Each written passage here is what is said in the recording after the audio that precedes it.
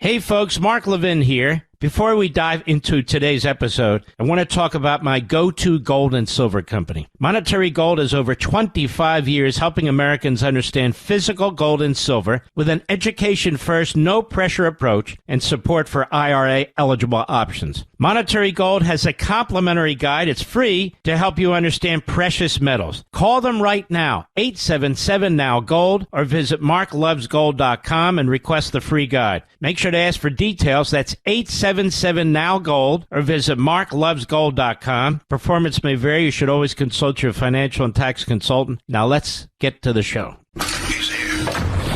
He's here.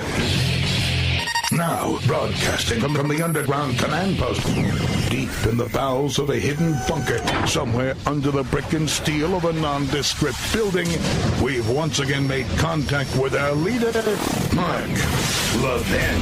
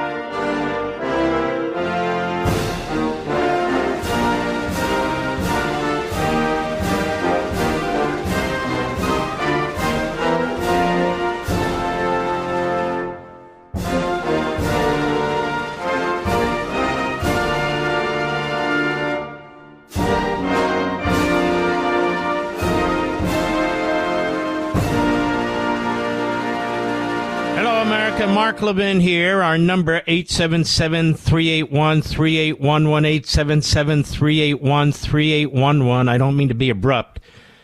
We're going to go to the president, who's in the middle of giving a rundown of the war in Iran. Go. Those weapons were aimed at Middle Eastern countries that had nothing to do with this. They were going to take over the Middle East, and they were going to try and destroy Israel.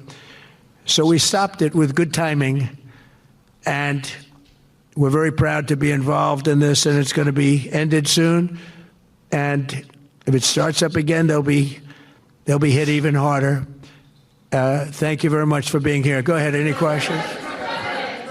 Thank you. Thank you so much. Go ahead. Do you approve of Iran's new supreme leader? And secondly, can you tell us more about your call with Russian President Vladimir Putin today? Yes. What did you discuss? Yes, I had a very good call with President Putin. We had a lot of people on the line from our side, from his side. We were talking about Ukraine, which is just a never-ending fight. And look, there's tremendous hatred between President Putin and President Zelensky. They can't seem to get it together. But I think it was a positive call on that subject. And we obviously talked then about the Middle East. And he wants to be helpful. I said, you could be more helpful by getting the Ukraine-Russia war over with. That would be more helpful. But we had a very good talk, and he wants to be very constructive. Yeah, please. I bet. Yeah, please. Thank you, Mr. President. On Iran, you called it an excursion. You said it would be over soon. Are you thinking this week it will be over? No, You're talking but soon. about days? I think soon. Okay, and with respect very to... soon. Look, everything they have is gone, including their leadership. In fact, there are two levels of leadership, and even actually, as it turns out, more than that. But two levels of leadership are gone. Most people have never even heard about the leaders that they're talking about. So it's obviously been very, very powerful, very effective. To Cuba, you said that Cuba wants to make a deal. Yes. What would the United States get in return for that, and why should Americans trust Marco Rubio to negotiate it? Well, Marco Rubio is doing a great job. I think he's going to go down as the greatest Secretary of State in history. Look at what we've done as a presidency. Look at what we've done as an administration. They trust Marco, and so do the American people trust. He's been successful no matter where he's been. He also speaks the language, which is always nice and always helpful. But he's dealing, and it may be a friendly takeover. It may not be a friendly takeover. It wouldn't matter, because they're down to, as they say, fumes. They have no energy. They have no money. They're in deep trouble on a humanitarian basis. And we don't want to see that, but they were very, very bad to a lot of people, as you know, and a lot of people living on the Cuban-American vote, which I got at record levels. Very important. Those people are very important to me. I know what they went through. They went through hell. Some of them have gone on to be some of the most successful people in the country. Cuban-American business people, some of them are like the most successful in the country.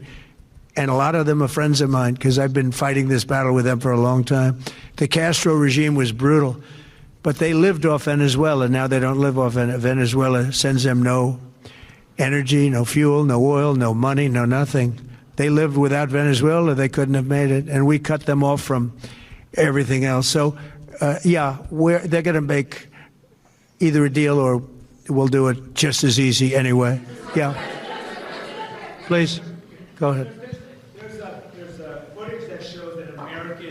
Missile strike and a Tomahawk missile likely destroyed that Iranian girls' school. So will the U.S. accept any responsibility? Well, I haven't seen it. And I will say that the Tomahawk, which is one of the most powerful weapons around, is used by, is sold and used by other countries. You know that. And whether it's Iran, who also has some Tomahawks, I wish they had more. But whether it's Iran or somebody else, the fact that a tomahawk is very generic. It's sold to other countries. But that's being investigated right now. Yeah, please. Thank you. Thank you. Mr. President, you've said the war is, quote, very complete, but your defense secretary says this is just the beginning. So which is it, and how long should Americans be prepared for this war? Well, I think you could say it both. It's the beginning. It's the beginning of building a new country. But they have no Navy, they have no Air Force, they have no anti-aircraft equipment. It's all been blown up. They have no radar, they have no telecommunications, and they have no leadership. It's all gone. So, you could look at that statement. We could call it a tremendous success right now as we leave here. I could call it, or we could go further, and we're going to go further. But the big risk on that war has been over for 3 days. We wiped them out in the first 2 days. When you think about it, it's incredible. We wiped out a big Navy, very powerful Navy. These were ships. These were serious ships. These were ships that you buy when you want to win battles. They're all on the bottom floor. The sailors are all running off the ships. They refuse to get on the ships. The Air Force is gone. Everything's gone. The missiles are down to a trickle. The drones are down to probably 25%, and they'll soon be down to nothing. We'll have where they manufactured the drones are under fire as we speak. They're being hit. So the rest is going to be a determination as to my attitude, along with the people in the Trump administration, what we want to do. Thank you. Yeah, please. Can I ask you, you mentioned you were going to waive certain additional oil waivers or sanctions. Can you talk a little bit more about that and address in particular? Well, we're looking to keep the oil prices down. We went artificially up because of this excursion into a very positive thing. I mean, this was an excursion that a lot of people wouldn't have done. I knew oil prices would go up if I did this, and they've gone up probably less than I thought they'd go up. But I don't think anybody thought we were going to be this quickly successful. This was a military success, the likes of which people haven't seen. We have the best military. We have the best equipment. We have, I believe, the best generals. We have the best. And this went very quickly.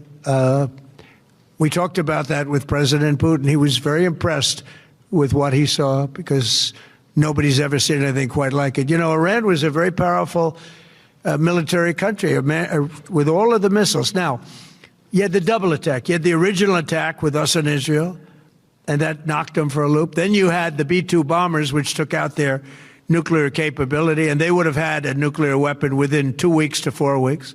And they would have used it long before this press conference. And we might have had a much different press conference if we had a press conference at all. But it's been amazing. The military success that we've had is truly unprecedented. To our affiliates, we're going to blow past the brakes. We're going to go straight and keep the news going. Go ahead. Until the Save America Act is passed. Does that include the confirmation of Senator Mullen as your next DHS secretary? Does that mean a DHS funding bill? And Senator Thune said today it's not a matter of whether or not your Republican colleagues agree with the policy. It's about changing the process. In other words, getting rid of the filibuster to get there. So in order to get it, you're going to need Democrat votes. And what we're saying is the Save America, not the SAVE Act, which nobody knew what it was, the Save America Act, the Save America Act. And that's voter ID. We want voter ID. We want to be able to see a picture of the voter. We want to be able to see that the voter is legitimate. We want, very importantly, confirmation that this voter is a citizen of the United States of America, and we want no mail-in ballot scams. So we have exceptions for the military, for sick, for disabled, and for people that are away, business trips or whatever. Even vacations will be very liberal in that. We've added two things to it: no men in women's sports and no transgender mutilation of our children. We don't want it's mutilation of our children, and we don't want that. So we added those two things. That's the 5 points. We have 5 very good points. It polls at 86% with Democrats. Think of that. The overall vote is 86%. With Republicans, it's 98%. And the only one opposed to it is a Democrat leadership because they cheat. They want to cheat. So we added those 2 points. We're going for the gold, and we're going to have to fight like hell. Now, certain things will happen. Certain things will take place. I'm here to do a great job for the country.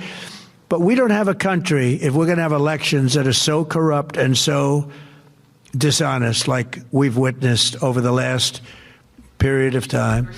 You know, as an example, virtually nobody has a system of mail-in ballots like we have. No other country in the world. France went away from it.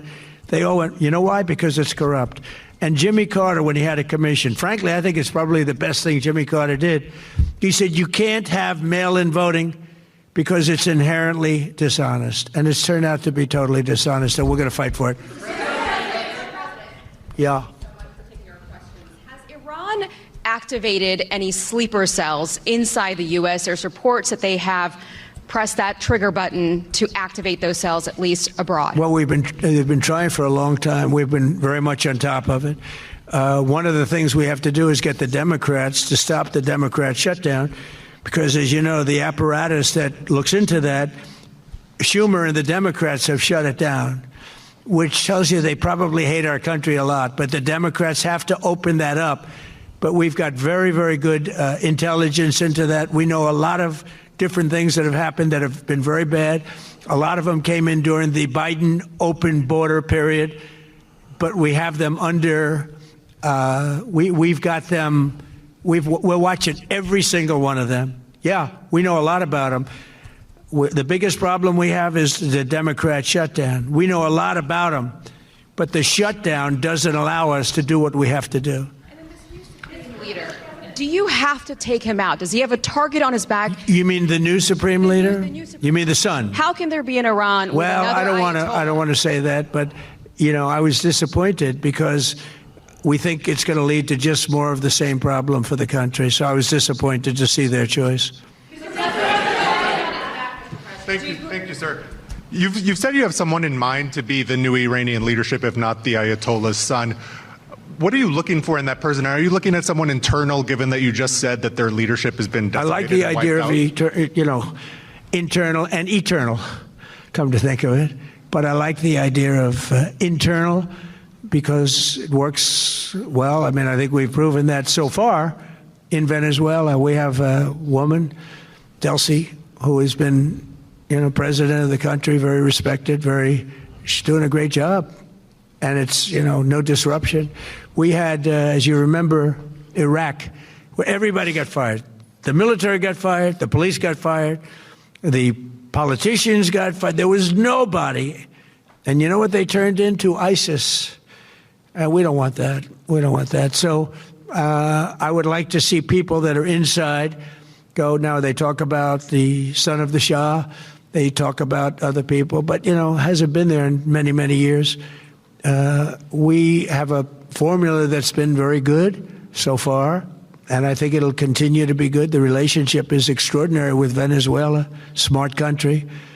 We've taken out 100 million barrels of oil. It's right now in Houston being taken care of and made so beautiful. And you have to see this at work. They have it's brought to the refineries. It's being refined in Houston, which is made exactly for that product. And so far, but it's 100 million barrels of oil, and now they have another 100 million barrels coming. And it's like a partnership. We're getting along so well with them. It's great for Venezuela, and it's great for the United States. Yeah, please go ahead. Yes, President. This is the Mark Levin Show. We're taking the president live. Its hands on a tomahawk and bombed its own elementary school on the first day of the war. But you're the only person in your government saying this. Even your defense secretary wouldn't say that when he was asked, standing over your shoulder on your plane on Saturday. Why are you the only person saying this? Because I just don't know enough about it. I think it's something that I was told is under investigation. But tomahawks are used by others, as you know. Numerous other nations have tomahawks. They buy them from us. But I will certainly, whatever the report shows, I'm willing to live with that report. Yeah, please. You said earlier that we've already won in many ways, but we haven't won enough. What do you consider enough? What's your baseline? Where they're not going to be starting the following day to develop a nuclear weapon. Where they'll look at that man and some other people from the administration and say, all right, we're not going to do it. They were not willing to say that. And when Steve called up and he said that to me, I said, well, here we go. Let's do it the hard way. But the hard way, I think, is probably the easy way. When basically I can see that they will no longer have any capacity whatsoever for a very long period of time of developing weaponry that could be used against the United States, Israel, or any of our allies. We have great allies in the Middle East, great countries that are allies. And they were staying out of it until they got hit. Someday they'll have to do a story. Why did he do that? Why did they do that? But they were going to hit them. If I didn't hit them first, they were going to hit our allies first. I believe, upon information and belief, but I believe that he was going to, they were going to take over the Middle East. They were looking to take over the Middle East. Now, had Operation Midnight Hammer not taken place, that was definite, because they would have had a nuclear weapon within a matter of weeks. But that took place. That was a setback. But look at the number of missiles they were able to buy and make over the last 6 months. And those missiles were aimed at various countries. And when you look at over 1,000 missiles shot at like UAE, they were looking to take over the Middle East. We got there first. We're lucky. I'll tell you what, the Middle East and those countries, very rich countries, are very lucky that I was president instead of somebody else.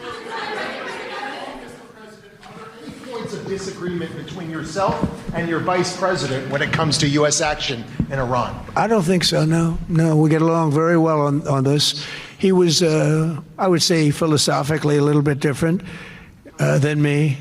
I think he was maybe less enthusiastic about going, but he was quite enthusiastic. But I felt it was something we had to do. I didn't feel we had a choice. If we didn't do it, they would have done it to us.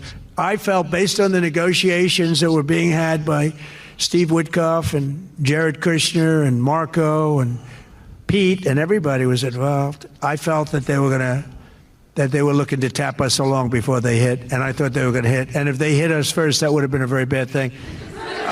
In the back, please, in the back.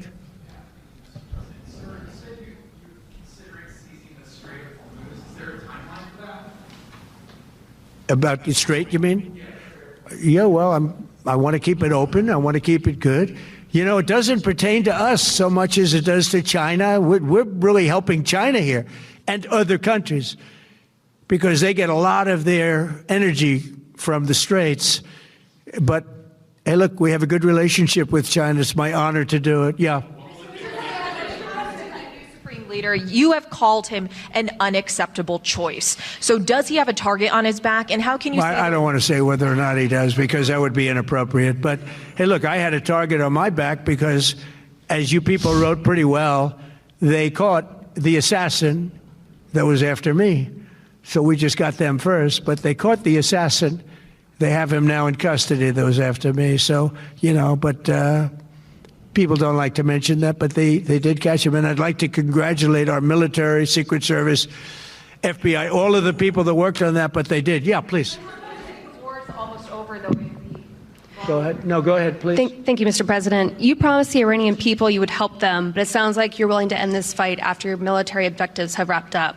Isn't that a betrayal of Will the I people? help them? I'd like to, if they can behave, but they've been very menacing. You know, they're great people. They have an amazing population. It's amazing, smart, brilliant, energetic. They have a great, I'd love to help them, but they have to be in a system that allows them to be helped. And right now they're in a system that only allows failure. And I don't want that. And I want a system that's not going to be attacking us. We want a system that can lead to many years of peace. And if we can't have that, we might as well get it over with right now. Yeah, please. Mr. President, as of today, there have been 8 U.S. military fatalities associated with the war in Iran. How many American deaths are you willing to have in this war? Well, as I said before, when you have conflicts like this, you always have death. And I was at Dover yesterday. We're going to have to take a break, ladies and gentlemen. Now, let me say this. That was an outrageous. How many deaths are you willing to have? Well, we're not wanting or willing to have any. But unfortunately, the enemy has forced us into this position. The president is just finished, and he's walking off the stage now. And so impressive. He's so knowledgeable. He's on top of every single issue. And he's obviously studied them. He's thought them through, everything from Iran to the Save America Act and everything in between. Really remarkable. And I think he's left a little ambiguity there on how to end this thing. It was my understanding, listening in the past week, that this is not related to timing, it's related to results. And I'm sure that's still the situation. But the question's going to be what happens after, because we're getting to the point where militarily they're going to be thoroughly and completely defeated. We must not betray the Iranian people, the Persian people, our brothers and sisters. We have allies all over the world. It could be complicated and so forth, but it needs to be done. We got to make sure this is done right, and I think he will. I really do. And he certainly has done everything really well right to this point. We'll be right back.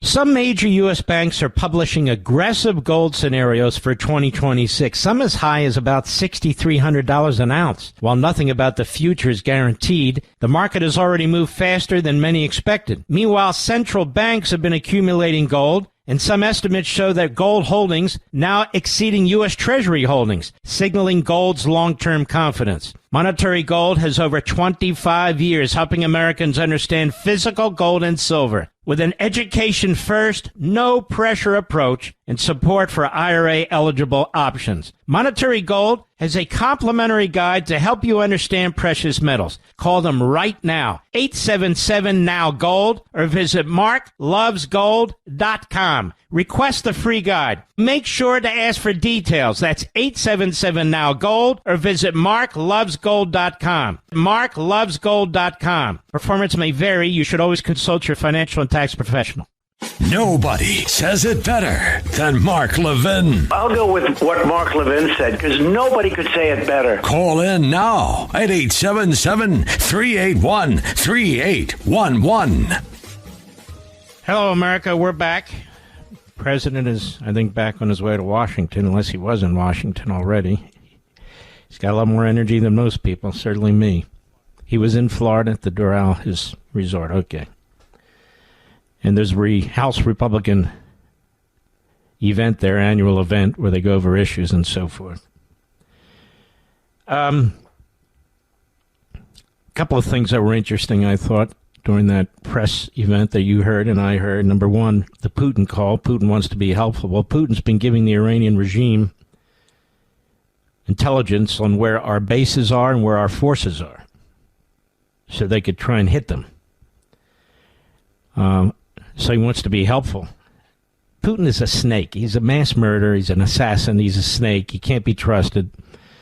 He sees the writing on the wall and he wants to be helpful. Well, that's kind of absurd, but okay. And then number two, this war, my understanding was it would go on 4 more weeks, 4 to 6 more weeks, and I've been watching and listening very, very carefully to the President, to the Secretary of Defense, to the Secretary of State. And that was the message, certainly up to last night, was it not, Mr. Producer? And now it's an excursion. Now, that's okay. We can call it whatever we want, but we have a massive force structure there, and they're still hammering away, as are the Israelis, as are some of the Arab countries now. So I do think, far short from a quote-unquote democracy project, that we really need to think through very carefully how, once the overt military activity is done, how the rest of this will be treated. Because these Islamists, even though they're defeated effectively on the battlefield, they still exist throughout the society there. The secret police still exist. And the regular police still exist. And the imams still exist, and so forth. So that's all very daunting, very complicated, and I don't expect us to be able to fix all of it. But that said, we certainly can't leave the condition for a regime after all of this, after all these decades, after all this fantastic action on the part of the president and our military and our diplomatic corps and so forth and so on.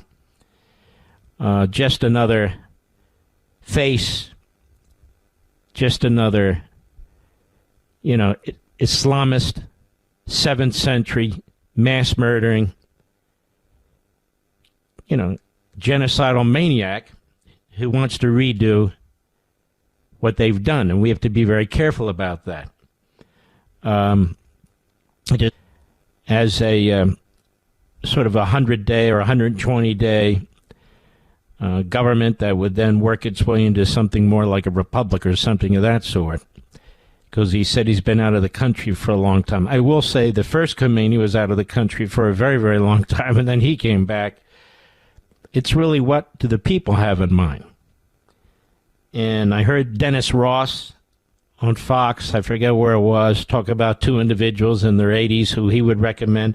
Dennis Ross has been all over the map when it comes to the Middle East. He's not a bad person, but he hasn't had the kind of foresight that some of the other people have had, including the president.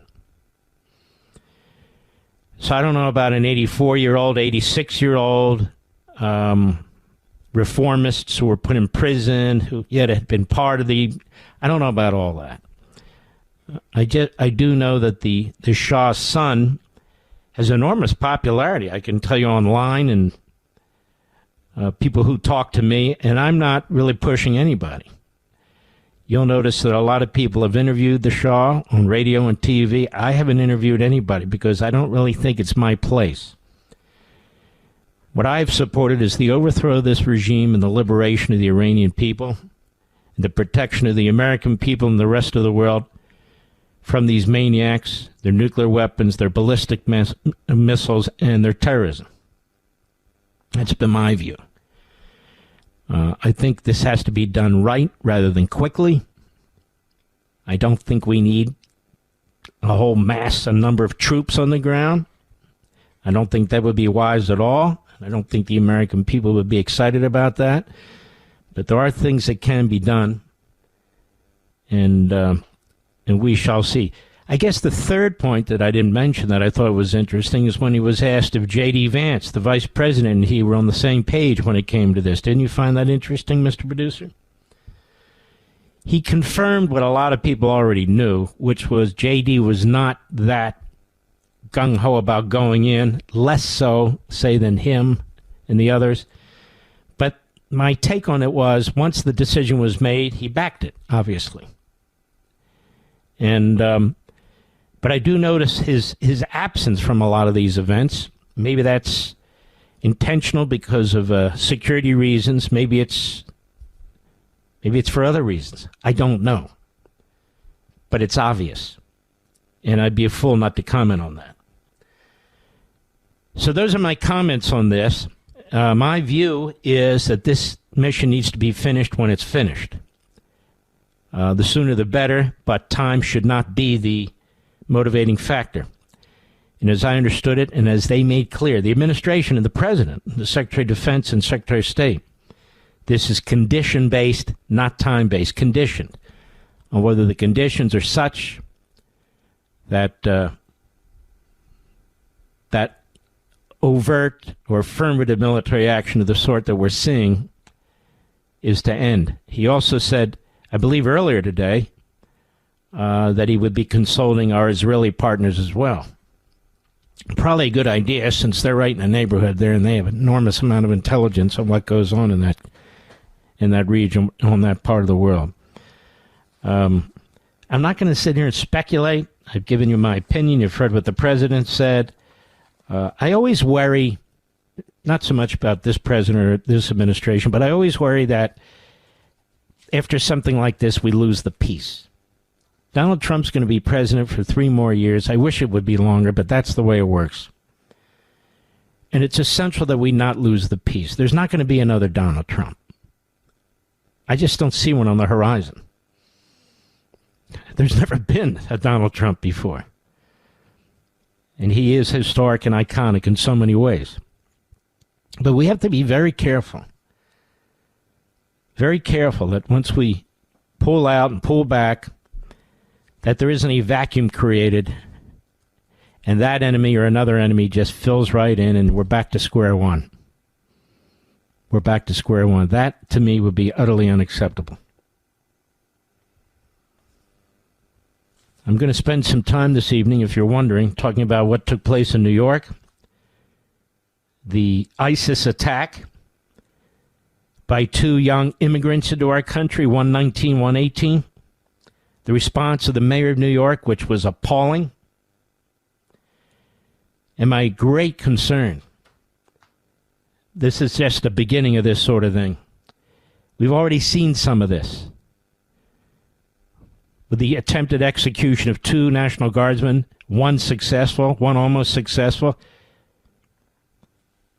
With the murder of those 2 staffers working at the Israeli embassy, those 2 young people murdered in cold blood, with the horrific level of violence that is being urged by certain imams in certain communities, and the effort by the Democrats to prevent their deportation and denaturalization. And here we are in the middle of this battle, where there's report after report today that there's a great concern that the Iranians pre-positioned hit squads all over the world, including in our country. And, of course, we're vulnerable to that because the Biden regime kept the border wide open, as did the Democrats who run the Democrat Party in the House and the Senate right now, Schumer and Hakeem Jeffries. And their answer is to try and destroy ICE, which has as its responsibility to track down terrorists or would-be terrorists or suspected terrorists, among others, and remove them. And they're at war with ICE. And they lie about ICE grabbing citizens off the street and so forth. They make mistakes, and part of that, if not most of it, is due to the fact that local law enforcement are ordered to stand down and not assist them with the identity of individuals, the location of individuals. So they're having to do it from a federal perspective, not a local perspective. So They are obstructed intentionally to make their job more difficult by Democrat mayors, Democrat attorneys general, Democrat DAs, Democrats, governors. And so they are going to make it as inconvenient as possible for you to get on and off an airline, on and off a railroad, because TSA has responsibility on all overland transportation. Those poor people are not getting paid at all. The Democrats are getting paid. They're not getting a cent. The Coast Guard's not getting paid. And the Coast Guard, just so you understand, is not just civilian. Actually, it is a military part of the Navy that when we're not in sort of military action, they have many civilian responsibilities. But they are important in terms of military activity. They are important in terms of preventing the importation of massive amounts of drugs. They're not getting paid either. They're not getting paid either. So ICE is under attack. TSA's not paid. The Coast Guard's not paid. FEMA's not paid. And Hakeem Jeffries wants you to believe it's because of the Republicans. The Republicans keep pushing bills and trying to pass them. And the Democrats in the Senate, with the threat of a filibuster, keep blocking them until they destroy ICE, which is necessary, of course, to get rid of illegal aliens, especially criminal illegal aliens, but not exclusively, and to keep terrorists out of our country. That's their response. Oh, and to try and get a War Powers Act passed, a resolution passed, with various approaches, now 5 they want to throw up there, to prevent our military from finishing its mission. That's where the Democrat Party is, ladies and gentlemen. The price of gasoline, as I said the other night, as I'm telling you now, the price of gasoline under the Democrats was much higher than it is already, and it would be even higher if those EPA regulations stayed in place and the lack of production existed as the Democrats insisted under this rubric of climate change. So you'd have nuclear weapons for sure, plus gasoline priced like it is in California, through the roof, if the Democrats were in charge. I'll be right back. Mark Levin.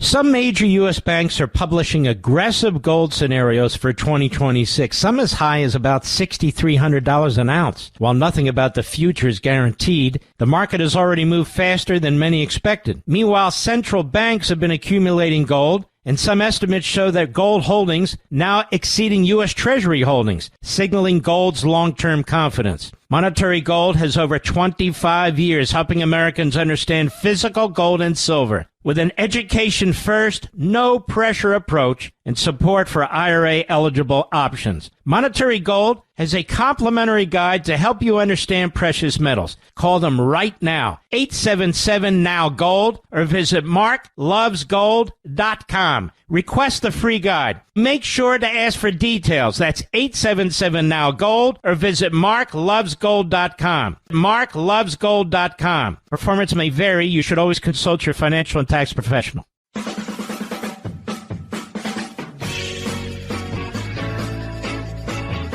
So we're going to get into what happened in New York, because that is a big, big damn deal. And the way the media have reported it is outrageous. The way the mayor originally commented on it was outrageous.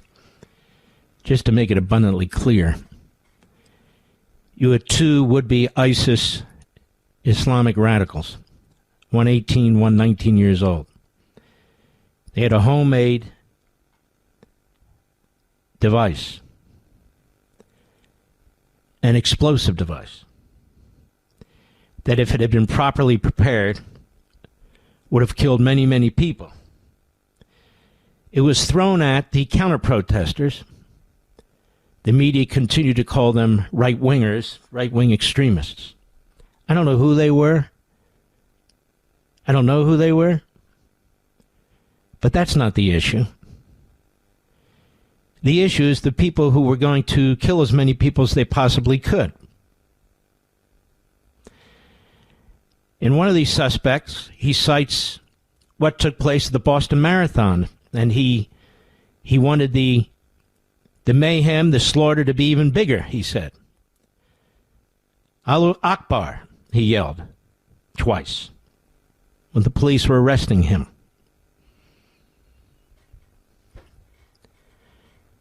The mayor had a bizarre comment, quite frankly, focused on the counter-protesters, hate group, and so forth. Maybe they were. I don't know. But so what? What the hell do you think we saw the summer before last all through the streets of New York on University of Columbia's campus, Columbia University, and on campuses throughout this country? The vile language, the extremism, the radicals carrying Hamas flags, Islamic Jihad flags, burning the American flag, burning the Israeli flag, the things they were saying, things that were on their signs, physical assaults, crystal knocks happening all over the place every night in the streets. I don't know who these counter-protesters were the other day, but all I know is the media has a funny way about reporting on one or the other. At least be honest about how you report, right? People are violent. They're violent, whatever they're wearing or whatever they're saying. But the killings, and here the attempt at a terrorist attack, ISIS style, as they wanted it, by the two Islamists, that's different.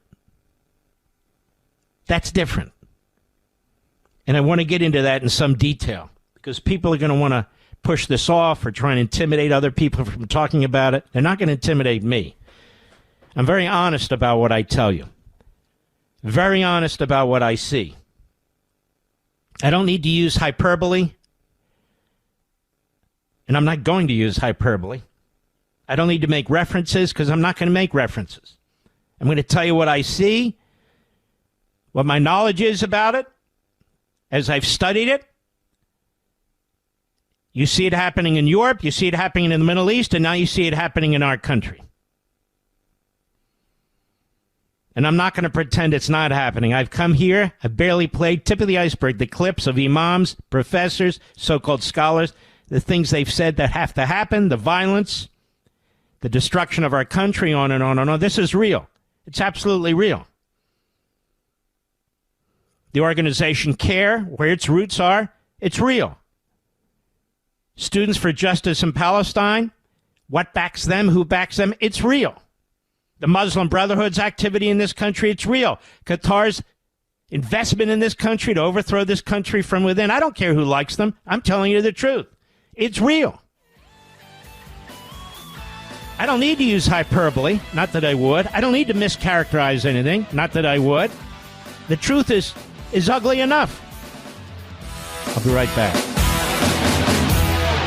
This segment of the podcast is exclusively sponsored by Pure Talk. Pure Talk offers great coverage and can save your family money on your wireless bill every single month. Go to puretalk.com to find the plan that's right for you. Thank you again for listening, and thank you so much for this sponsorship, Pure Talk. He's here. He's here.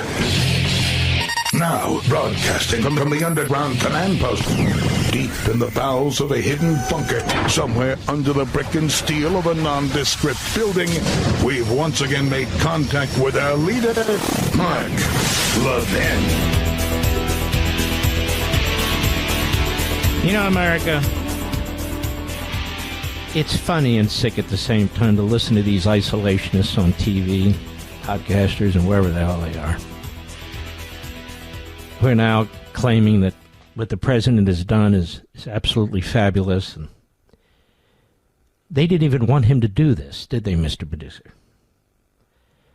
I should know. I've been battling every damn one of them. They're suicidal. They sound like AOC and Bernie Sanders and Tlaib and the rest of them. That President Trump was violating his campaign promises. Doesn't anybody remember them saying that? He was undermining MAGA. Doesn't anybody remember them saying that? So now that this military operation, certainly so far, has been a spectacular success. Now they act like they supported it. They did not support it. I want to be crystal clear that these people are trying to rewrite what took place and redefine who they are and what they said. Now they're saying, we don't want to be involved in a forever war. We're not going to be involved in a forever war. The president has made that very clear. They sound like the left, just keep repeating slogans and more slogans. But we will be involved in a forever war if the end of this isn't handled properly. That's a fact. It was handled properly after World War II, where all the Western European countries, vast majority of them, were aligned with us. Were aligned with us. And when the wall fell, dividing the East from West, again, these subsequent activities needed to be handled properly, and they were. And so that's what has to happen here. But I hear the isolationists, and you know who they are, some on TV, some podcasters.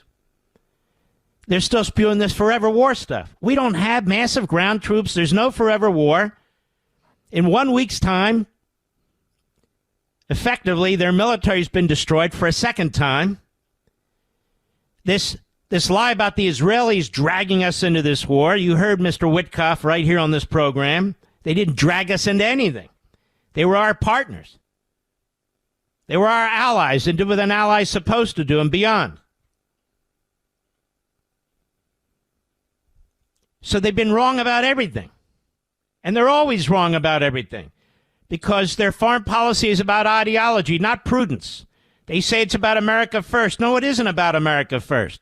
The way they talk about our military, you got Tucker Carlson, seriously mentally ill, in my humble opinion, but whatever it is, saying that when the president said unconditional surrender, that means that our military personnel were free to rape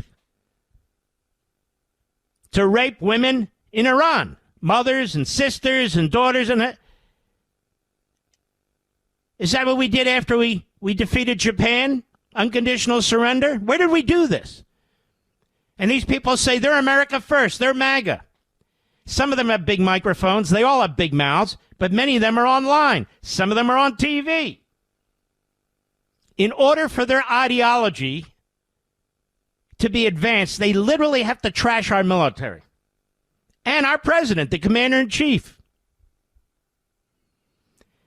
We don't need interpreters to tell us what the president thinks, what's at stake, and all the rest of it. We don't.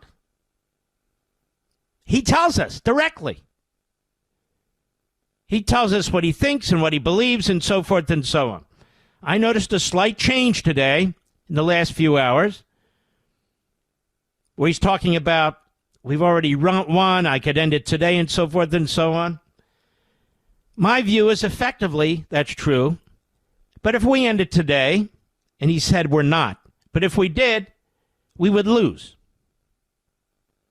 We would lose. Because the Iranian people there, they're in no position, unarmed, still unarmed, to overthrow what will still be armed militia, armed regular army, armed secret police, armed regular police, and all the rest of it. So the hard work in defeating them is being done, and then the hard work in post-war has to be done. And that's how we won World War II, both of those objectives. And even then, we had to deal with the Soviet Union, the Iron Curtain, and more than half a century of a Cold War. We won't have to deal with that here, but we don't want to lose the peace. Again, you don't need all these troops. It's not a forever thing and so forth and so on. The best thing you could do for your own mental health, honestly, is to ignore these people. To ignore them. They're like psychos. They're sloganeers. They push an agenda. They push an ideology. And so forth. That's what they do. By the way, don't forget, we have a terrific video podcast today that I did. I'm very proud of this. Over at Liberty's Voice, you can go to YouTube and subscribe and Rumble and follow, and it's absolutely free, 100% free. You don't pay for anything, and I wanted to keep it that way. You know, some people, they have subscriptions. You're behind the paywall. I dealt with that. I didn't like it. I didn't want to do it, and we're not going to do it. We don't have paywalls. It's absolutely free. I pay for it. And I don't have billionaires backing me or foreign governments backing me. I have me backing me. 100% independence. But I spend a lot of time on what happened in New York and a lot of time on this endless attack on our soldiers, on our country, by phony conservatives and the left. YouTube, you can subscribe. All you do is sign up is basically what subscribe means. And Rumble, follow, same thing. They don't harass you. They don't bother you. And I really believe this podcast, you're going to enjoy a great deal. And you're going to learn a lot from it, too. So I hope you'll check it out again. But I want to get into this now. New York Post has the best reporting on what took place in New York. But New York is just an example of what's taking place or will take place all over the country. You can hear it, these clips I play, when you go to memry.org, MEMRI.org, and they have interpreters, and they tell you what these people are saying. New York Post writes a pair of ISIS-trained extremists were charged with hurling an IED, like the Iranians, like ISIS, at Gracie Mansion. It wasn't really thrown just at Gracie Mansion. It was thrown at the counter-protesters during a rowdy weekend protest. I'm reading the way they wrote. Allegedly packing the homemade bomb with Mother of Satan, a volatile explosive flavored by international terrorists. And that's exactly what it had. It was just not mixed properly, the latest report says. The two pro-Muslim fanatics, they write, Ibrahim Kayami, 19, and Emir Balat, 18, both self-radicalized in recent years and traveled to Turkey and other terror training hotspots. This is where this Aragon is, and I keep warning you about him. He ought to be thrown out of NATO. The pair admitted to cops after getting busted at the violent demonstration outside the mayor's residence on Saturday afternoon that they also watched ISIS videos and tossed the bomb at right-wing agitators. Okay, they tossed the bomb at the counter-protesters. It was not intended for the mayor. Understand? Because they felt the agitators insulted their religion, the sources said. Really? So they thought the agitators insulted their religion, and they just happened to have an IED, Mr. Producer. Now, we have agitators that insult my religion and probably insult your religion and insult you and whatever. But you see, in this country, we don't run out with an IED and throw it at them, do we? The homemade device consisted of sports drink bottles filled with trazodone tripexeride, or TATP, a substance favored by terrorists and known as Mother of Satan, which is so volatile that it typically doesn't require a fuse to go off, they said. The dangerous substance can be cobbled together using household ingredients readily available at home improvement stores and pharmacies, making it cheap to produce. It's designed to maim and kill, one source told the Post. This is just luck. No one is dead. The same type of bomb was used in high-profile terror attacks in France, the UK, Belgium, New Delhi over more than a decade, often with fatal consequences. Fortunately, it failed to go off during the Saturday afternoon clash between demonstrators backing right-wing activist Jack Lang and pro-Muslim counter-protesters. The incident unfolded, I'm reading their language, during a planned anti-Muslim protest organized by right-wing agitator Jack Lang. I don't know who Jack Lang is. Have you ever heard of him, Mr. Producer? Not until yesterday. I didn't know he was a right-wing agitator.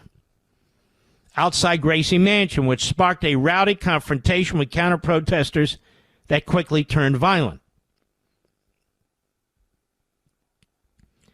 Video footage shows several scuffles that led to 6 arrests, including the 2 arrested wannabe bombers. One of Lang's crew, a protester named Ian McGinnis, was accused of pepper spraying counter-protesters and slapped with charges of assault, reckless endangerment, and unlawful possession of noxious matter, according to sources. The explosive device, a sports drink bottle filled with TATP and wrapped in construction tape, was hurled at Lang's crew during one of the encounters, police said. Police secured the device and ended the threat. Now, yesterday, the NYPD Commissioner, Jessica Tisch, dismissed earlier reports that the device was not dangerous and said it would have killed or maimed anyone near it if it had exploded. The NYPD bomb squad has conducted a preliminary analysis of a device that was ignited as a protest yesterday, she said, and has determined it is not a hoax device or smoke bomb. It is, in fact, an improvised explosive device that could have caused serious injury or death. She said, I want to again thank the brave members of the NYPD, who, of course, are under attack by their mayor relentlessly. Meanwhile, Mayor Zoran Mamdani denounced white supremacist Lang in another statement Sunday.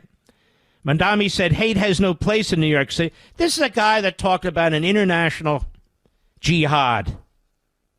This is a guy whose wife texts and retweets the most grotesque celebration of October 7th and the slaughter and rape and kidnapping of Jews. What followed was even more disturbing, the mayor said. Violence at a protest is never acceptable. The attempt to use an explosive device and hurt others is not only criminal, it's reprehensible and the antithesis of who we are. Now, in that statement at that time, he never mentioned that these were 2 Muslim individuals who had been radicalized by ISIS.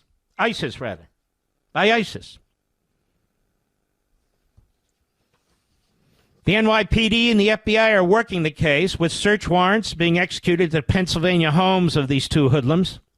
Meanwhile, the NYPD Bomb Squad was back at the scene on Sunday afternoon after a bottle wrapped in tape was spotted inside a Hyundai linked to one of the suspects. I'm not done.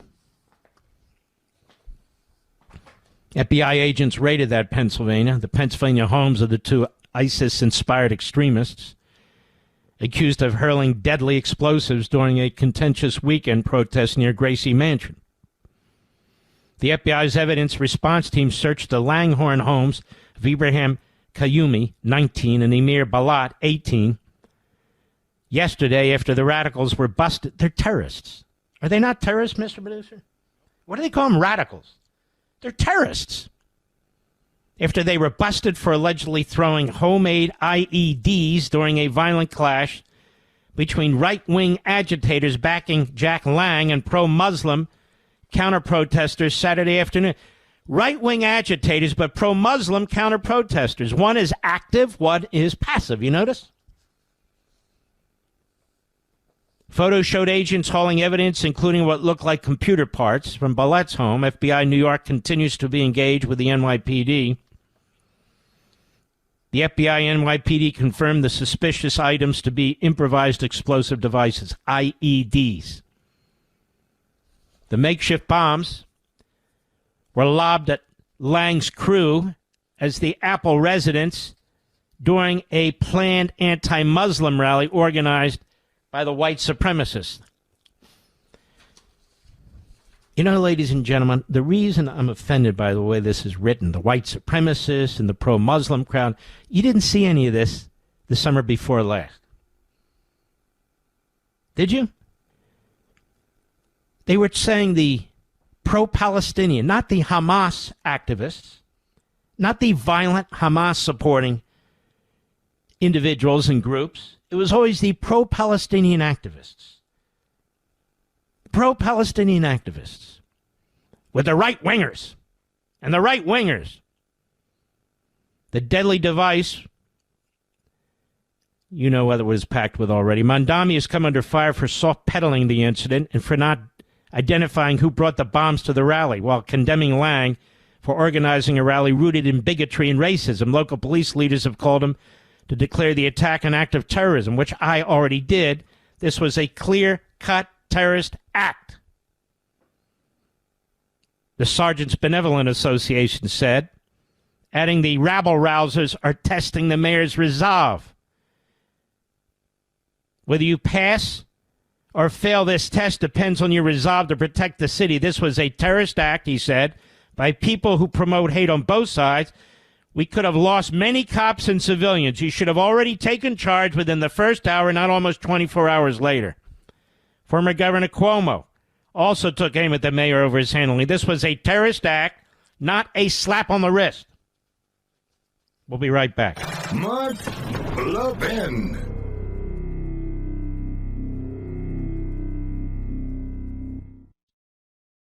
It's time for a little spring cleaning, and I know where to start. Go drag your old, dated wireless contract out of the closet and beat it with a broom. Then freshen things up by switching to Pure Talk, my wireless company that gives you unlimited talk, text, and plenty of data, just $25 a month, with no contract, no cancellation fees, and no overseas customer service if you ever need help. I'm guessing you're going to like them as much as my listener Paul from Greer, South Carolina. He says, I finally listened to Mark Levin's advice and switched from Verizon. I'm getting the very same service for less than half of what I was paying Verizon. You know, I long wondered if these much lower services could provide the same level of service as the big boys. Now I know that Pure Talk certainly can. Thank you, Paul. Now it's time for you folks to make the switch, too. Go to puretalk.com/Levin, puretalk.com/Levin, and you'll save 50% off your first month. That's puretalk.com/Levin, and switch to a wireless company that shares your values. Pure Talk, America's wireless company.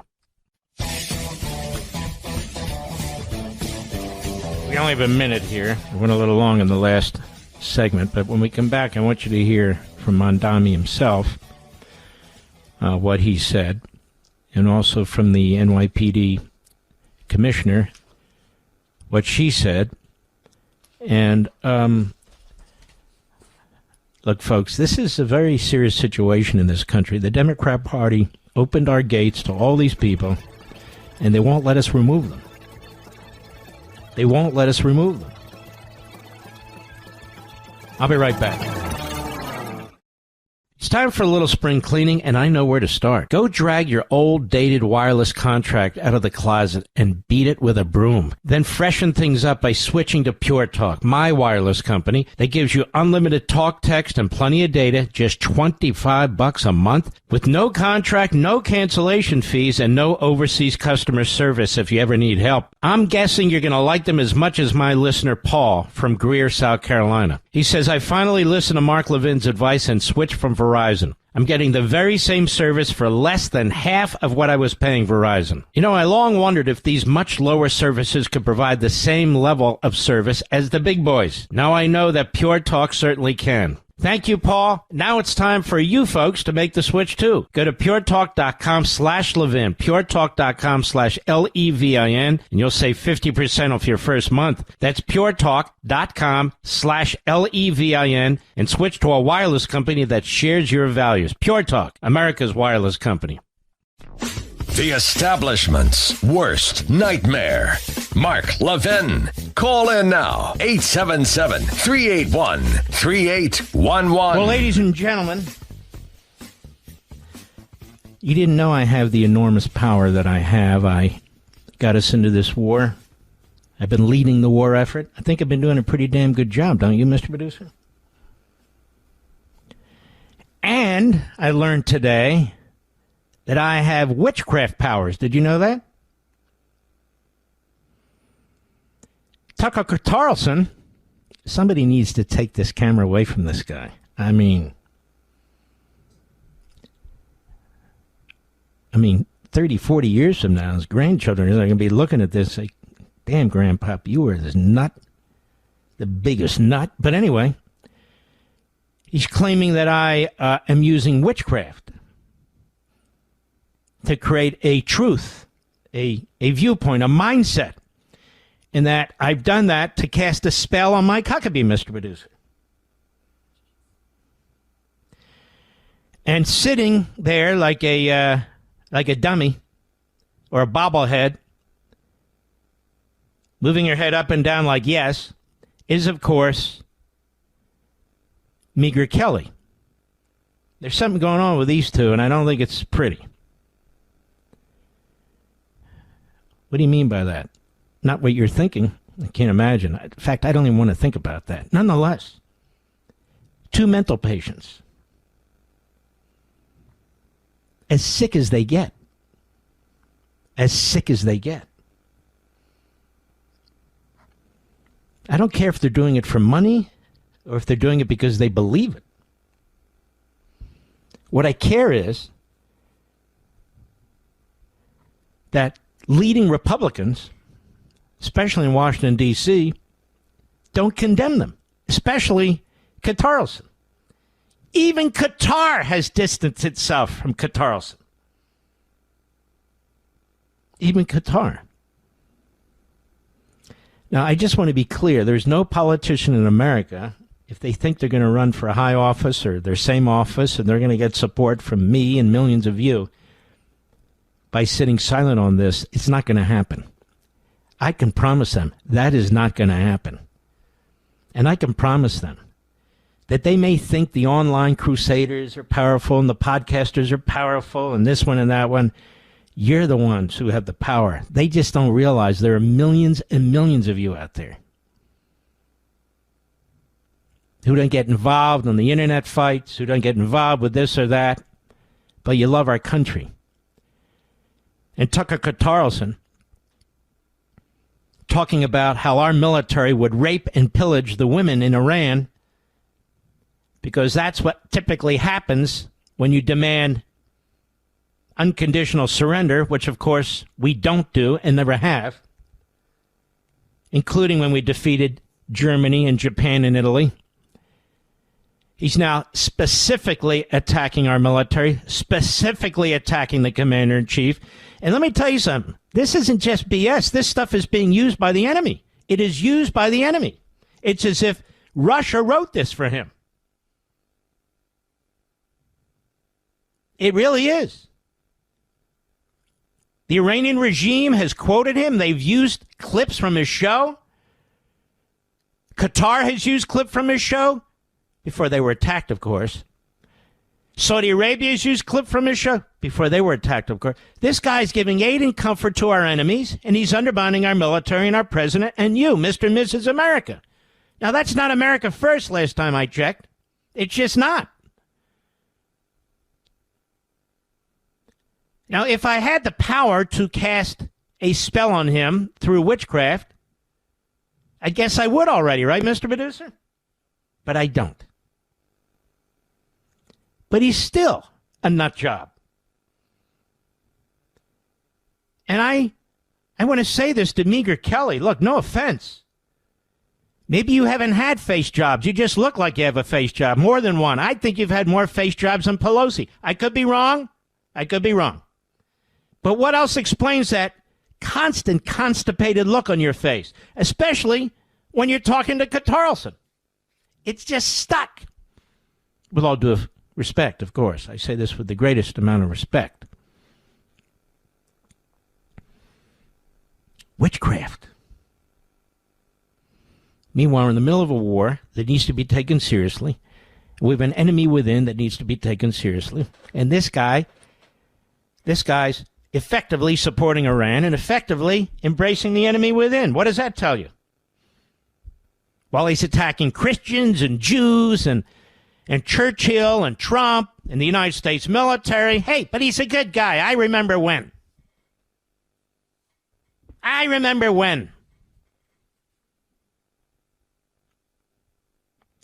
Let's go to cut 2 from my Liberty's Voice podcast. I'm only giving it 1 minute out of almost an hour. I want us to fuse all of these platforms where we have these fantastic audiences, you, into our video podcast, into our Fox program, obviously our radio program all over the country. In my view, these aren't competing platforms. These are platforms that work together to build bigger and bigger and bigger audiences on each of the platforms, to introduce audiences on one platform to another platform. This is the way all these platforms are going to survive. Otherwise, they're not going to survive. This isn't about compartmentalization. I have an audience. The audience has different interests, different ways of listening. And I want to expose you, the audience, Mr. and Mrs. America, to all the platforms that you can use. People on the internet to radio, people on radio to TV and the internet, and on so forth and so on. Liberty's Voice, that's the name of it, on YouTube and Rumble. You're going to love today's show. I know you are. Here's just 1 minute, so it doesn't really comprehensively, explain what took place on today's video podcast, but you'll get a little taste. Cut 2, go.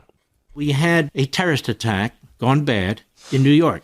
I've told you before, the enemy is here, the enemy within, and I've written about it in my 3 latest books, American Marxism, The Democrat Party Hates America, and On Power. And those of you who've read them, thank you very much, and I feel like you have a special knowledge base for this. Those of you who've listened to my radio show on a consistent basis, you do as well. They're here, and they are starting to eat away at the country from within, and that's their goal, the Marxists and the Islamists. And both ideologies are absolutely incompatible with our founding, our Constitution, our Declaration, our Judeo-Christian beliefs, because they seek to destroy them. These forces are in the country due to open borders. They're in the country due to the fact that we tolerate it, due to the fact that we convey rights on them, what they shouldn't have. They shouldn't even be here in many cases. Now, at the same time this is going on, the Democrat Party constantly giving aid and comfort to the enemy, whomever the enemy is, all of our enemies.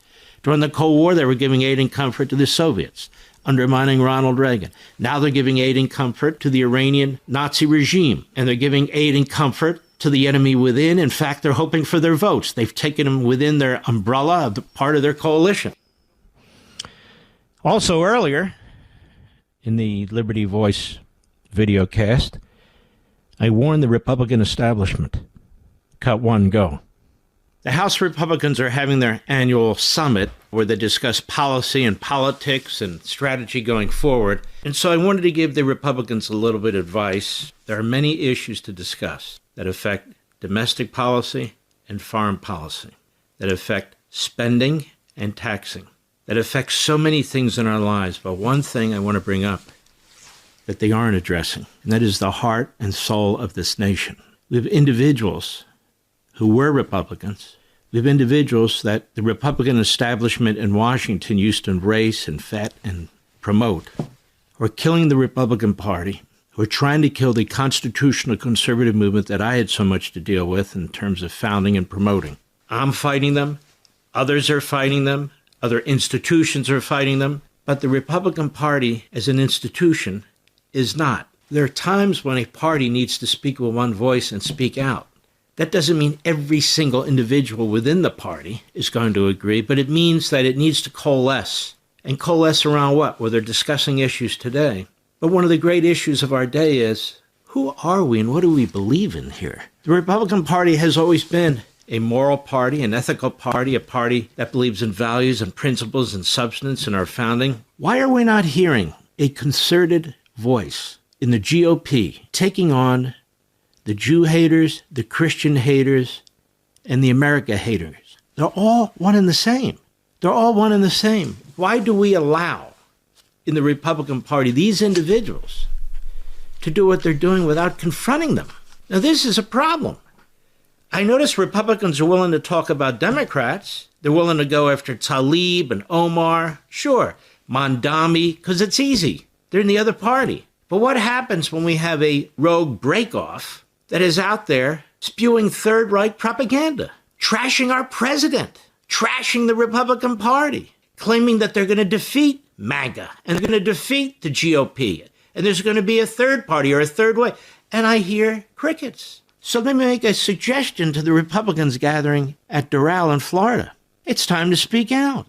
The fact of the matter is, Carlson is doing Russia's bidding, China's bidding, and Iran's bidding. Even Qatar has distanced itself from Tucker Carlson. Even Qatar!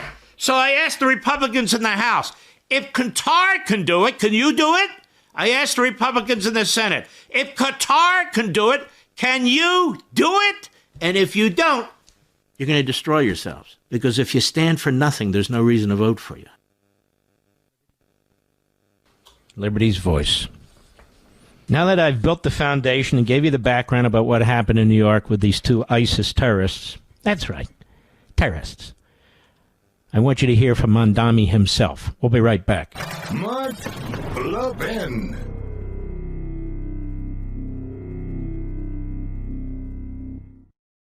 It's time for a little spring cleaning, and I know where to start. Go drag your old, dated wireless contract out of the closet and beat it with a broom. Then freshen things up by switching to Pure Talk, my wireless company that gives you unlimited talk, text, and plenty of data, just $25 a month, with no contract, no cancellation fees, and no overseas customer service if you ever need help. I'm guessing you're going to like them as much as my listener Paul from Greer, South Carolina. He says, I finally listened to Mark Levin's advice and switched from Verizon. I'm getting the very same service for less than half of what I was paying Verizon. You know, I long wondered if these much lower services could provide the same level of service as the big boys. Now I know that Pure Talk certainly can. Thank you, Paul. Now it's time for you folks to make the switch, too. Go to puretalk.com/Levin, puretalk.com/Levin, and you'll save 50% off your first month. That's puretalk.com/Levin, and switch to a wireless company that shares your values. Pure Talk, America's wireless company.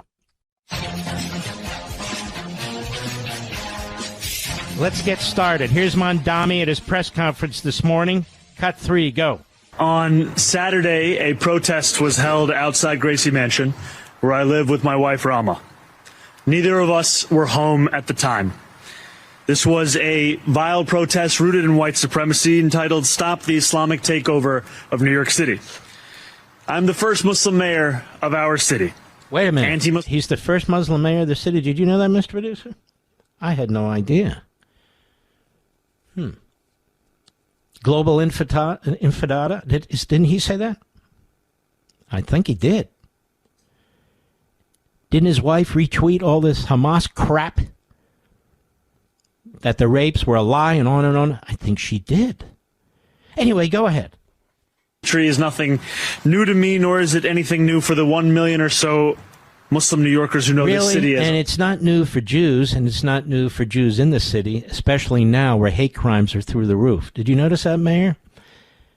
When you eliminated that anti-Semitism unit, did you notice that, Mayor, when that took place? You did it. Go ahead. While I found this protest appalling, I will not waver in my belief that it should be allowed to happen. Ours is a free society where the right to peaceful protest is sacred. It does not belong only to those we agree with. It belongs to everyone.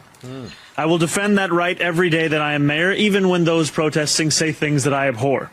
Yeah, well, a lot of us felt that way the summer before last, you know. About kill the Jews. Maybe he remembers all that stuff. Maybe he doesn't. But I want you to hear what else he had to say when we returned. Very, very important. We learned a lot about the mayor. I didn't know he was the first. I had no idea. Who knew? Don't forget to check out my video podcast, Liberty's Voice, for those of you who are departing. I know you're going to love it. But we will be right back with the Power Hour.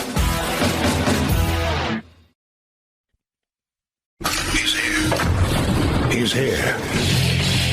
Now, broadcasting from the underground command post, deep in the bowels of a hidden bunker, somewhere under the brick and steel of a nondescript building, we've once again made contact with our leader, Mark Levin. All right, we only have an hour. Let's jump right in, both feet. Here's more Mamdani at a press conference this morning. Cut 4, go. Let me also be clear about something else. New York City will never tolerate violence, whether from protests or counter-protests. Many of the counter-protesters met this display of bigotry peacefully, with a vision of a city that is welcoming to all. But a few did not. Two men, Amir Balat and Ibrahim Qayyumi, traveled from Pennsylvania and attempted to bring violence to New York City. They are suspected of coming here to commit an act of terrorism. There is video of these two individuals throwing two devices towards the protest. The police department has determined that these were improvised explosive devices made to injure, maim, or worse. Thanks to the swift and decisive actions of NYPD officers at the scene, both men were immediately taken into custody, and the devices they brought taken off of our streets. Oh, and there's more. Jessica Tisch, the NYPD commissioner, at a press conference this afternoon. Cut 5, go. And as alleged, both defendants have admitted that they acted on Saturday because of ISIS. As Qayyumi was being placed into an NYPD vehicle following his arrest, a person in the crowd asked why he had done this. As shown on NYPD body-worn camera footage referenced in the complaint, Qayyumi responded with ISIS. And at the precinct, after being advised of his Miranda rights and waiving those rights, Qayyumi said in recorded post-arrest statements that he had watched ISIS propaganda on his phone and that his actions that day were partly inspired by ISIS. The complaint also details statements made by Amir Balat after his arrest. En route to the NYPD precinct, Balat made spontaneous statements without being questioned by NYPD officers that were captured on body-worn camera footage. He said, "This isn't a religion that just stands when people talk about the blessed name of the prophet. We take action, as well as, if I didn't do it, someone else will come and do it." And later, after waiving his rights, he requested paper and wrote a message declaring in part, "I pledge my allegiance to the Islamic State. Die in your rage, you kuffar." Now, "die in your rage" is a commonly known ISIS slogan, and kuffar is an Arabic term that refers to non-believers. He also told investigators that he had hoped to carry out an attack even bigger than the Boston Marathon bombing, which he noted resulted in only 3 deaths. These statements, as set forth in the complaint, make clear that this was not random violence. This was a planned attack motivated by extremist ideology and inspired by a violent foreign terrorist organization.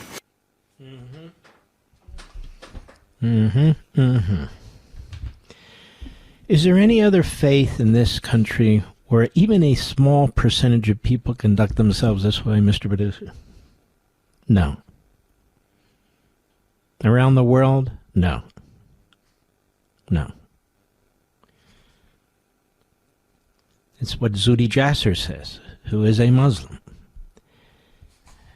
That, unfortunately, particularly those in parts of the world who lead this movement, this belief system, they're violent, they're stuck in the 7th century, and they do not believe in live and let live. They believe in live the way we do or die. That's ISIS, that's the Muslim Brotherhood, that's Al-Qaeda, that's Hamas, that's Hezbollah, that's the whole alphabet soup.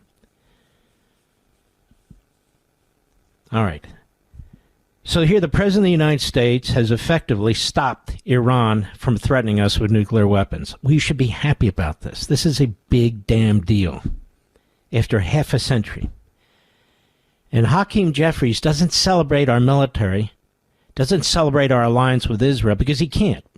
Because the Democrat Party hates America, hates our military, and hates Israel and their prime minister, and hates our president. So, listen to what he does. Just listen to how pathetic this man is. Cut 9, go. The president, of course, has a responsibility, first and foremost, to make his case to the American people, which he's failed to do. No, he has not failed to do. He's made his case over and over and over again. You haven't made your case, which is, what would you do? What would Hakeem Jeffries and Chuck Schumer do if they were president, one or the other? What would they do?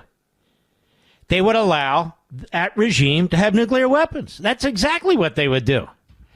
They drive up the price of gasoline. They drive up the price of all goods, just like the Biden regime did. Plus, Iran would have nuclear weapons and ballistic missiles. Then what? Then what for us, our family, our kids, and our grandkids? What would they do?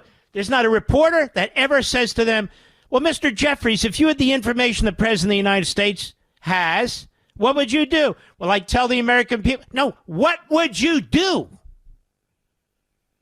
Go ahead. Why this president is deeply unpopular. His policies, including the one big ugly bill, are unpopular. Just listen to what's this guy in 5th grade? No, 3rd grade. Is he in 3rd grade? He's unpopular. And, this and that. Abraham Lincoln was extraordinarily unpopular until the Battle of Atlanta. He needed a big victory. He needed a big victory. He told Grant, he told Sherman, he's going to lose the election. He was extremely unpopular. And he got his big victory as they marched through and burned their way through Georgia. Turned the election around. He still lost 3 states, including New Jersey, by the way, where his opponent lived and was from. Very unpopular until that moment. Go ahead. War of choice in the Middle East. War of choice. So he's got it. This is what Marxists do. They have their lines. They repeat it, repeat it, repeat it, repeat it. It's a war of choice. He doesn't explain himself. It's a war of choice? How is it a war of choice? Are we supposed to wait for them to have nukes and shoot them at us? What does that mean, a war of choice? What a jackass. Seriously. And he said, we're going to lose this war. We're losing. Remember he said that the other day, Mr. Producer? He said, we're losing. So all of our military personnel have to hear this moron say what he says, and he believes he should be rewarded with the speakership. And they're going to try and make sure that happens by handing over seats from Virginia that they don't earn, by denying Republicans really the right to vote, by forcing them into districts in which their vote doesn't count. You might say, look at Texas. Well, look at Texas. Texas didn't do anything until California. And California, under Newsom, decided the Republicans would have 4 seats. 4 out of the whole state. Out of the whole state. 9% of the seats. Out of the whole state. Massachusetts, 0. 0. 0 seats. Illinois, New York, you could go on and on and on what they've done. This is how they hope to win, and of course through illegal aliens who count when you're creating congressional seats, who shouldn't count but do count. But this guy, it's a war of choice. The bad big bill. He's like he's in 3rd grade. He's a moron, quite frankly.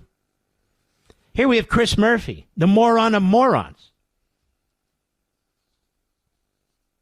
Who does this guy look like? He looks like one of these killers in a movie. I'm certainly not ascribing that to him. I'm just saying he looks like one of the bad guy killers in a movie. I just can't nail down the name. Listen to what he said on CNN yesterday to their 13 viewers. Cut 10, go. I mean, this is already a war that is becoming an ongoing disaster. It gets worse if the president is talking about putting ground force. Let's stop. It's an ongoing disaster, the war? This is a heinous, good-for-nothing lowlife, this guy. He's on TV every single weekend because he delivers for the media that hate Trump. That's what he is. He's a hater, and this is the way he talks. Quick montage here. Joe Biden, Barack Obama, Hillary Clinton, who once took a hard line on Iran.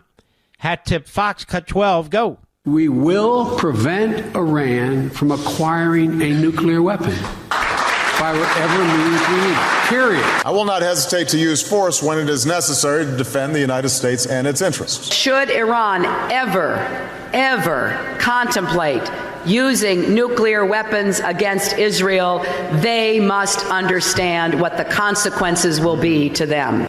Well, they do now. And what about Israel? What did Pete Hegseth, the Secretary of War, have to say about Israel in 60 Minutes yesterday? Cut 13, go. But we can be clear with the American people that this is not a fair fight. And that's on purpose.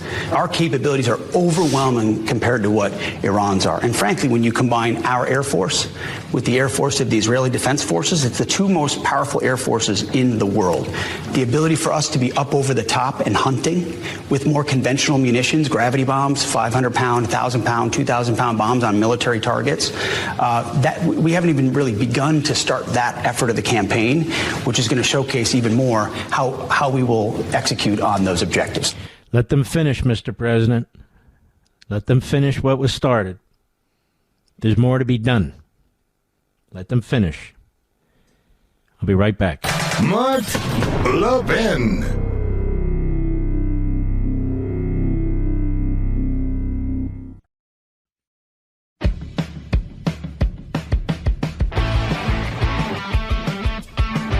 I want to welcome Chuck DeVore, Chief National Initiatives Officer at the Texas Public Policy Foundation. A good man, and he knows a lot about war and peace. Chuck, how are you, my friend? Doing great. It's great to be back on with you. It's a pleasure. Now, tell everybody a little bit about your background, and how do you think this war effort is going? Well, a little bit about my background. I was in the California State Assembly for 6 years. I retired as an Army lieutenant colonel in military intelligence. When I was a really young guy, 24, 25 years old, I worked for Cap Weinberger in the Pentagon as a Reagan appointee, right around, I think, the same time you were there. Yeah. And after the Great Recession hit California, I moved to Texas, and I've started to work for the Texas Public Policy Foundation ever since I moved about 14 years ago. My old boss is the Secretary of Agriculture. My other old boss is the head of the Heritage Foundation. So I've had some good bosses. Well, there is some dispute over one of them, but we'll leave that for another day because I want to talk to you, which is, how is this military operation going from your own experience as an officer? Well, I think it's going exceptionally well. If you listen to the president today during his news conference, he talked about 51 ships sunk. He talked about how the amount of missile fire coming out of Iran is down to 10% of what it was on the opening day. The amount of drone fire is down by, I think he said, 83% reduction in drone fire. He said, look, this regime has been at war with us for 47 years. He talked about the Beirut barracks bombing, the USS Cole, the roadside bombs that bedeviled our troops that were in Iraq. And I think that what has changed today, and what people I don't think fully understand, is the evolution of air power. If you go back to World War II, it took about 9,000 bombs to be sure to destroy a bridge. By the time we got to the Vietnam War, it was down to maybe 150 bombs to do the same thing. Today, it's one or two. Two if you want to be 100% certain, but one pretty much does it. And as a result, that combined with the exquisite intelligence that we're getting in combination with our great allies, Israel, and the amazing, of course, technical intelligence that we have, we're able to take down the targets like we've never seen before. And in fact, the president mentioned 5 minutes or less to destroy one of those missile launchers when it shows itself. So this is a remarkably different situation than we've ever seen before insofar as the evolution of air power to achieve strategic results. So, I would think, based on what you're saying, and I'm 100% correct, that a lot of our contractors, military contractors, who are always attacked and so forth and so on, they've done a hell of a job, haven't they? Well, certainly the tools that they provided to our officers, to the planners of this campaign, have been exquisite tools. But I think there's another aspect of this as well, which is the rules of engagement are different. We're not allowing the military attorneys, the JAGs, to really call the tune. What we're allowing the warriors to do what the president has requested of them, and that's to win. And I think that's why the president was confident in calling for unconditional surrender a couple of days ago. I was thinking, wow, that's kind of a nice new ring, Donald Unconditional Surrender Trump. That's funny. I know you're right. Now, you served in the assembly in California. It's a very heavily Democrat-dominated assembly. You see what's going on in our Congress. When you watch the Democrats in Congress who are looking for every potential area to exploit against our troops, against our winning, and the propaganda that Hakeem Jeffries used, which is just so dark and low and awful, Have you ever, as you study history and so forth, have you ever seen much like this before? Well, certainly on the eve of the Civil War, you certainly saw a lot of Democrats that were defending slavery with the same sort of intensity. I don't think it's going well for them, though. I'm sure you saw that NBC poll that had ICE having a higher favorability rating than the Democrats. In fact, I'd go further and I'd say that Democrats are probably rated lower than scabies, rabies, and ICE. Yeah, and the media, if that's even possible. Well, present company excluded. Now, you're a Texas-based public policy foundation.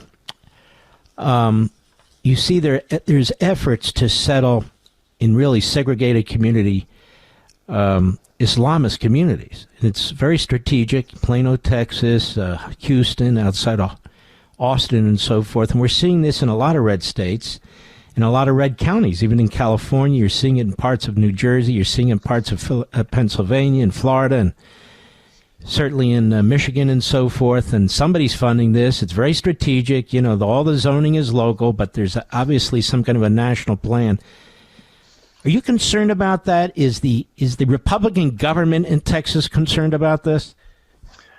Well, certainly we are, and I believe the Republican government is as well. We have convened a special planning session over the last couple of months to develop legislation that would survive constitutional scrutiny. Obviously, as you well know, both the First and the 14th Amendments have to pass through those concerns to make sure that your legislation isn't thrown out. And we're looking at things like, for example, you can't apply anything other than common law or the law on the books in any sort of commercial activity, any sort of disputes or anything like that. That would prevent, for example, Sharia law from being incorporated within the homeowners association covenants. And so things like that, we are looking into every possible thing that we can do that would not be unconstitutional. And by the way, would make a distinction between Islamists, which we're concerned about, and people who are merely practicing the faith of Islam. Because there's a huge difference, and people need to understand. And insofar as the funding, I certainly think that the present conflict, where you have Iran firing missiles at Qatar, and Qatar perhaps realigning their views about who their friends are, you might see some of that funding begin to dry up. That would be nice. So if people want to get in touch with you or find out about your group, Chuck DeVore, where do they go? TexasPolicy.com. Let's put that up there, Mr. Producer. It's a great group. Chuck is a great guy, great patriot. And I want to thank you, brother. You take care of yourself.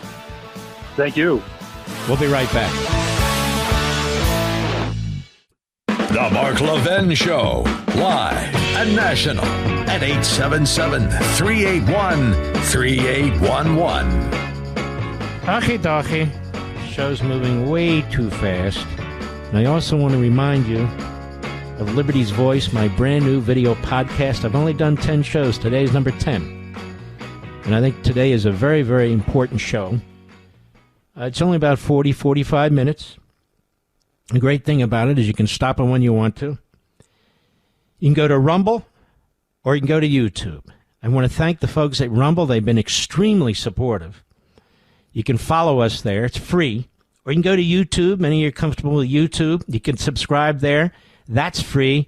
Subscribe and follow simply means you give them a little bit of information so when you show up, they know who you are, and it makes the process a lot easier. So Rumble and YouTube, Liberty's Voice with Mark Levin. We're having a great time, and I don't have guests right now. Maybe down the road I will, and I feel like a lot of these podcasters have guests. You want to know the real reason why? They're lazy. They're lazy. It takes a lot of thinking. It takes a lot of brain power, a lot of work and research, many hours to do an opening statement, to do a monologue, or to do a podcast or video podcast for 45 minutes. I don't have monitors. I don't have any of that stuff. And so I do this differently. I have a different background. I have a different work ethic. Other people just flop guests in front and they fire away, and that's about it. That's not what I'm going to do. Remember, we're on a mission here to try and save this republic and advance our cause. You saw what went on in New York. We had a long talk about that during the course of this show. You see what's happening with the woke neo-fascist right, the Marxists, the Islamists. We have to defend our military and our commander-in-chief. We have to defend people who are defending us. And we have a massive audience, and I want to use these different platforms to grow each one of the platforms and make them even bigger, to pull them together, to unify them, all of our audiences, for what's going to be such a crucially important midterm election. It's really up to you. It's up to you to join me. It's up to you to have family members and friends join me. I call this the National Town Hall Meeting. That's exactly what it is. Exactly what it is. I try to give you voice. I try to give your principles and values and voice. Your faith-based belief systems, I try to give them voice. I try to voice the outrage that you have nationally. So the more people we have, the more platforms we have, the more you are able to reach your fellow citizens and those who are in power and have an impact. So there's a reason I'm doing this. Again, nobody's funding this but me. But me. I'm going to lose money doing this. At least right now, that's for sure. But I'm going to do it anyway. I hope you're interested in it. We'll know in 4, 5, 6 months if you're not. And then I'll rethink it. But as long as you're interested, I'm going to keep doing it. Liberty's Voice, you can catch us on Rumble, where you can follow us there, or YouTube, where you can subscribe there. And, of course, always listen to our wonderful affiliates in satellite on radio, which is very, very important to me, and I think to many of you as well. And I'm a big believer in radio. Big believer. Harry Enton on CNN. He's their data guy who makes data interesting. Where do Americans who served in the military stand with respect to this military action? You know, we have a lot of people talking for them and about them, and unfortunately, a lot of people attacking them, and we are going to defend our military right here as we do every single day and night. But I want you to listen to this. Cut 16, go. Overall public and those who are either currently or have served in the military. Take a look at this Fox News poll that came out during the past week. Net approval rating of the current U.S. military action against Iran. Look at that. Overall, Fox News shows a dead even split. But look at those who served in the military. Significantly higher support for the U.S. military action currently going on in Iran at plus 20 points. That should not be so much of a surprise, because take a look at how they view Trump's foreign policy overall. Again, look at those who served in the U.S. military versus overall. If you look at Trump's foreign policy overall, the net approval rating on that per Fox News, those who served in the military, they like what's going on average. Look at that. The net approval rating plus 8 points for Trump's foreign policy. But look at those overall. Way, way down there at minus 20 points. We're talking about a nearly 30-point gap between those who served in the military and overall. And this split, when it comes to those who served in the military and overall, dates back to Trump's elections, all the way back to 2016. But let's look at the 2024 numbers. Look at this. 2024 results. Those who served in the military, Trump won them by, get this, 31 points. Kamala Harris actually won all other voters by 2 points. And that means, Johnny Berman, that means that Donald Trump only won in 2024 because of support from those who served in the military. Don't you love it when people who have never served or don't have family members who ever served talk about what the military thinks and that they're concerned for the military? One of the reasons the Democrats trash the military is because they know the military doesn't vote for them. The vast majority of military personnel do not. And that's all they care about. That's a power-hungry Marxist party. And they'll take on Islamists. They'll take on whatever they have to take on. They will trash the Constitution. They'll trash the country. I mean, it's really not hard to support this military campaign that's going on, is it? Is it? Against this enemy? To ensure that they never have nuclear weapons, to ensure that they don't keep slaughtering their own people, to ensure that they don't slaughter our people like they've been doing for half a century. Is it really that hard to take the right side? It is for them. Then there's this huge issue, and it is a huge issue. It's a huge issue. Why shouldn't people be required to show proof that they're American citizens before they vote? The Save America Act. And the Democrats, the reason they have shut down the TSA, the reason they are attacking ICE, to be perfectly honest with you, is because they want illegal aliens here, no matter the cost of the country, no matter what happens to the country. They want their power. And they can't get it from American citizens alone. So they want to change the citizenry. And so ICE deports illegal aliens. And not just illegal aliens who commit additional crimes, but illegal aliens who are here illegally under our immigration laws that have been in place like half a century or more. If you're here illegally, you're deportable. But the Democrats don't want to deport them. They're counting on them. This is why they hate you, Mr. and Mrs. America. They treat foreigners, aliens, better than they treat you. Well, what about this voting, voter ID? And we must force the Senate to hold the vote. We must force what they call standing filibuster. Anything that has to be done, whatever has to be done to get this in place, to save our voting system. Hakeem Jeffries is against it. Hakeem Jeffries. Chuck Schumer's against it. You know who they are? They're the George Wallace of modern times. What do you mean by that, Mark? I said to the George Wallace of modern times. There are ways to deny people their vote beyond literacy tests and poll taxes and flat-out racist discrimination. And that is allowing people to vote who shouldn't vote. That neutralizes your vote. And if none of that's going on, then why are the Democrats so hell-bent on putting in place? By the way, you know what this bill proposes? The 3 out of the 5 points. What existed 25 years ago. If you're going to get an absentee ballot, maybe you're ill, maybe you're disabled, maybe you're out of town for whatever reason, then you get an absentee ballot and you get to vote by mail and you got to sign a document under the penalty of perjury. You got to get it in 2 weeks before, something like that. That's the way it used to work. It was very strict and it worked beautifully. And you need an ID. 11 states don't require any ID whatsoever, and they're all Democrat states except Pennsylvania, which goes back and forth. But all the rest of them are Democrat states. Well, you might say it's a state matter. No, not in a federal election. In a federal election, that affects you and me. So the Democrats want to enshrine fraud. You know what else they don't want to do? Under federal law, even now, states are required to clean up their voting lists every certain period of time, every year or 2 or 3 or whatever it is.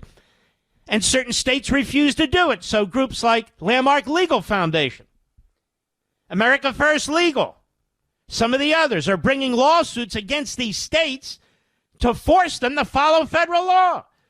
Because the Democrats don't want clean voting lists. The Democrats don't want clean voting locations.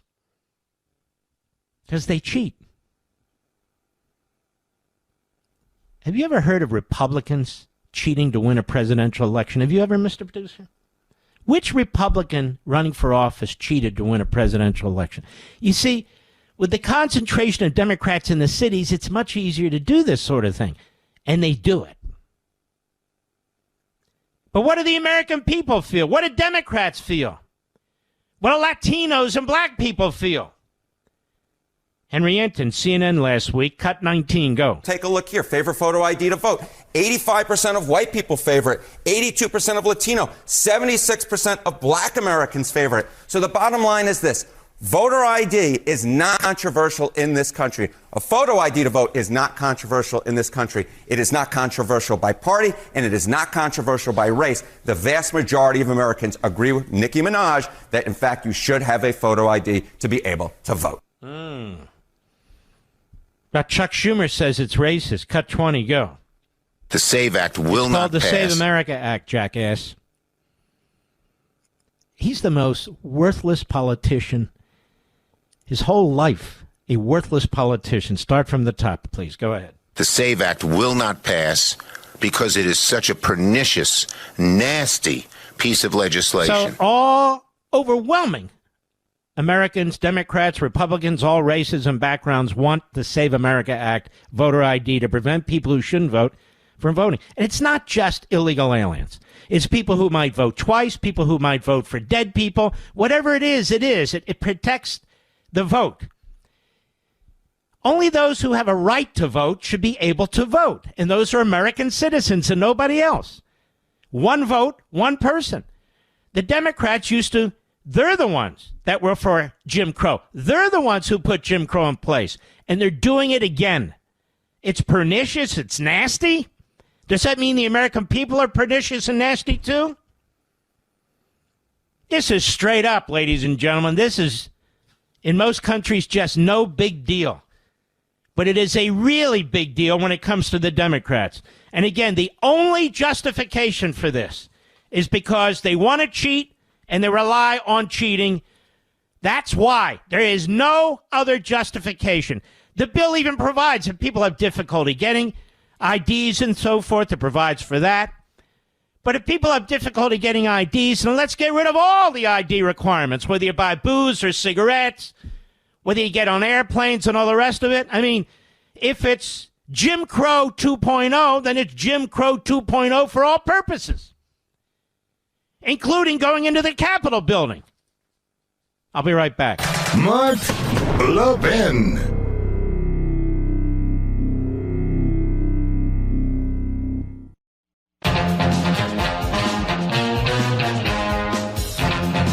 Let's go to Joseph, New York, New York. How are you, Joseph? I told you once, I told you twice. We did bomb the Ayatollah, the mullahs, bomb, bomb, bomb, bomb, the mullahs, the mullah. I told you once, I told you twice, bomb the mullahs, bomb, bomb, the Ayatollah. We are America. We are not someone else. God bless the American Armed Forces, Israel, Persians. God bless you, Liberty Voice Mark, and American President Trump for getting it all done. Good man. Giuseppe.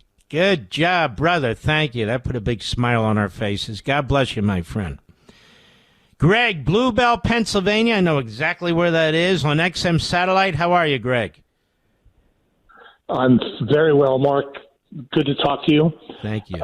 I wanted to give a shout out to our military, in particular the Navy folks on the Abraham Lincoln, on the Gerald Ford, the flight crews, the flight deck crews. I want the American people to know that those young Americans, some 18, 19, 20, 21, on the flight decks, have been launching aircraft on what's called cyclical ops. I'm a retired Navy pilot, and I'm telling you that what they're doing is magnificent. The planning for this operation has been magnificent. The execution has been magnificent, and those guys are working their butts off, and they're loving it because they are doing what they signed up to do, and they are doing a magnificent job, and people need to know that. They don't need to hear about how we're failing. You know, as tragic as it is that 8 Americans have died as a result of this conflict, yes, that's tragic. But look at what they have done. Look at the results that we've gotten in 8 days. It's incredible. It's incredible. It is spectacular. And I want to thank you for your service, Greg. And God bless you, my friend, very, very much. And I'm sorry I can't get to the other calls. Folks, please don't forget to check out Liberty's Voice on YouTube and Rumble. You're going to really enjoy it. We salute our armed forces, police officers, firefighters, emergency personnel, our truckers, the men and women in Ukraine, the men and women in Israel, the men and women in Persia, and you, the American people. Thank God for you. See you tomorrow. Check out the podcast.